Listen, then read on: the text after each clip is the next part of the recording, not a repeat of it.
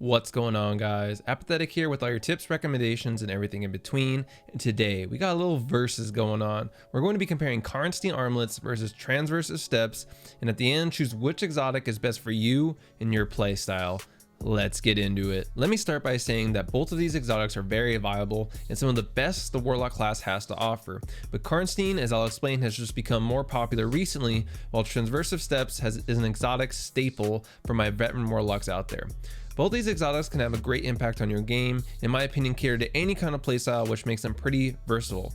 But ultimately, as you guys will see, I'm going to lean towards one of these exotics, but doesn't always mean it's the best, because ultimately the best exotic may be the one that's not even in this video, depending on how you play Destiny 2. But with that, let's get into the comparison. With the rise in usage of Top Tree Dawnblade and the dominance of sniping on that subclass, you're seeing an older exotic being used a lot more often. That exotic is Karnstein Armlets. The exotic trait is Vampire's Caress. Melee kills instantly restore a large amount of health and continue to restore health afterwards for a short duration. Now, the reason this exotic is being utilized a lot more is because of how well it pairs with the Warlock melee ability Celestial Fire. This ability shoots ranged fireballs with light tracking that do enough damage to kill your opponent if their shield is down and counts as a melee kill, thus allowing us to trigger Vampire Caress without having to create the normal risk associated with a closer range melee. This is especially useful for sniping, where typically the biggest weakness of someone who mains a sniper is the fact that it can be hard to defend yourself against shotgun rushers or players who play more aggressively with closer range weapons.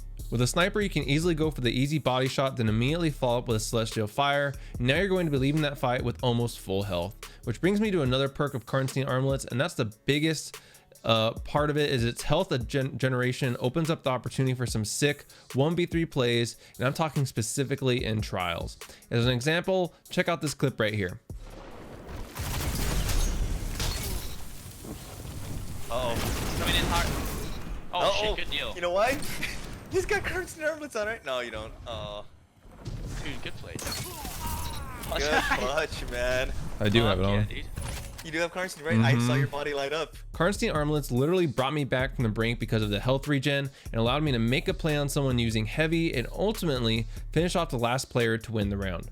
This really highlights the potential of this exotic and why so many Warlocks who main snipers run it on Top Tree Dawn. For that up close no scope body shot combo, it basically allows you to turn your sniper into a shotgun of sorts, and as I mentioned earlier, come out of that fight with almost full health. Now, we've talked a lot about the benefits of this exotic, but what about some of the cons? And the biggest thing is the fact that it requires a melee, and more importantly, a Warlock melee. And while Warlock melee was buffed recently with a 1 meter boost to its range, at the end of the day, Warlocks still melee the slowest out of every other class. Meaning if I melee first, I still may end up losing the fight if the other player is a Hunter or a Titan, and they melee me back right after, they will still get their second melee off quicker than I would. That's why with this exotic, it's so important to get that initial damage via a sniper or a shotgun, then use the melee to finish the enemy off and proc Vampire's Caress. Oh, and all of this is before we even mention how bad the hit registration with melees in Destiny 2 can be. The last thing I would say about this exotic is, for it to be as successful as possible, you're going to want to run high strength to be getting back your Celestial Fire as much as possible. This allows us to be able to do as much damage as possible and from further away if we have Celestial Fire procced more often. Moving on to Transverse of Steps, and this has to easily be one of the most used exotics by Warlocks in Destiny 2. It brings the exotic perk Strange Protractor. Sprint speed increased. After a short time of sprinting, your currently equipped weapon is automatically reloaded. What makes Transversive Steps great is they address one of the biggest pain points people typically have with the Warlock class, and that's the movement. Without Transversive Steps, in my opinion, Warlock can feel very floaty and kind of slow. But throw on Transversive, and now you can skate all over the map with ease, and especially for my shotgun players, this exotic will take you next level. Not only because of how fast you can close the gap on your opponents, but also because of the increased slide distance you gain from using this exotic. It allows you to slide further and faster, and for someone like myself, who, whether I'm sliding with my shotgun or sliding out of cover to engage an enemy in a gunfight, that additional slide distance and speed makes it so much harder for me to track in that opening part of the fight. Another benefit of the improved sprint speed is it allows us to get to choke points or strong points on the map quicker than we normally would. I can't begin to tell you guys how much more fluid the Warlock movement feels overall when using this exotic.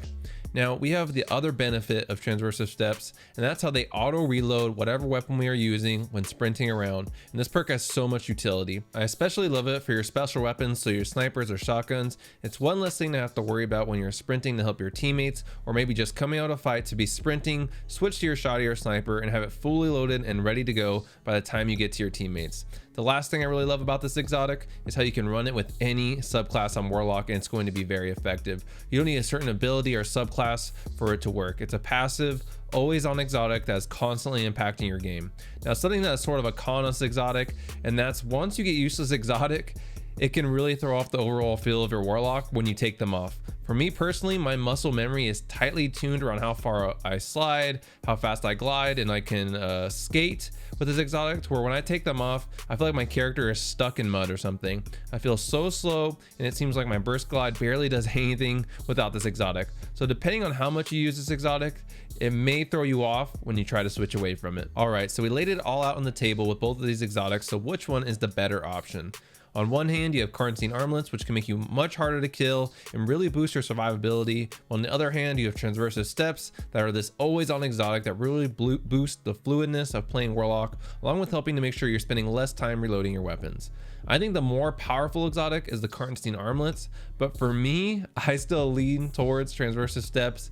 And it's probably to my detriment because I've been using Transversive Steps for so long that when I tried Karnstein, I had some cool plays, but my shot just fell off. And that could just be my mental state when I'm using them. Maybe I'm trying to melee too much.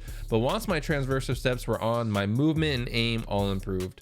Overall, after doing this video, I'm going to challenge myself to use Karnstein more and be a little less reliant on my Transversive Steps. But like I said, at the end of the day, guys, any exotic can be good if it works for your playstyle. But let me know in the comments down below, between these two exotics, which one would you choose? With that, guys, thanks so much for watching. And if you enjoyed, make sure you like, share, and subscribe, as it's a free way to support me. And go ahead and follow me over at twitch.tv/apathettic to hang out and talk Destiny. And I'll catch you guys in the next one.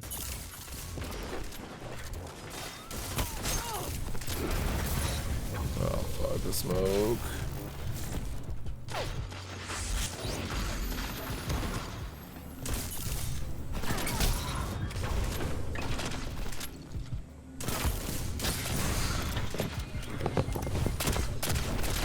Yo, low key, I'm really enjoying that shotty.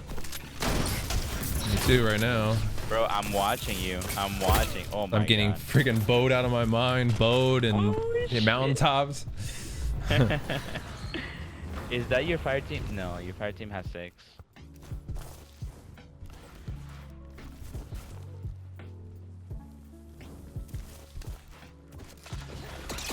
Dead here. Wow, he choked. He missed me. He thought he locked onto me, but he hadn't yet. Comes the heavy. Yep.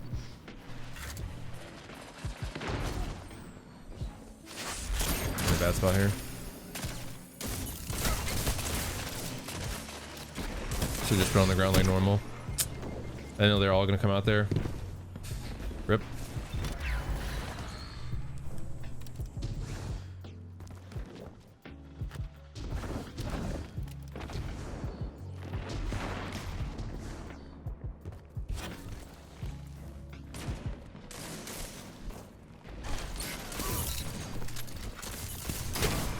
Oh, I got teamed. Nice kill.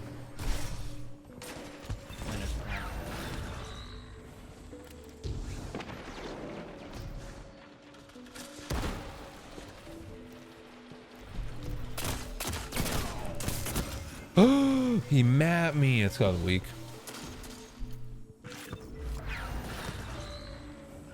Pulled it out pretty quickly though. Quick draw. No, it's Dust Rock. He doesn't have quick draw. He doesn't have quick draw? No.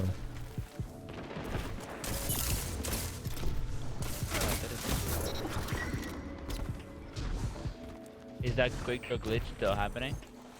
Oh, like the sprint cancel? I don't know. Uh-huh. I think it is. Yo, Appa, you know what? Hmm. I'm gonna change my emblem to see how it looks on the shop.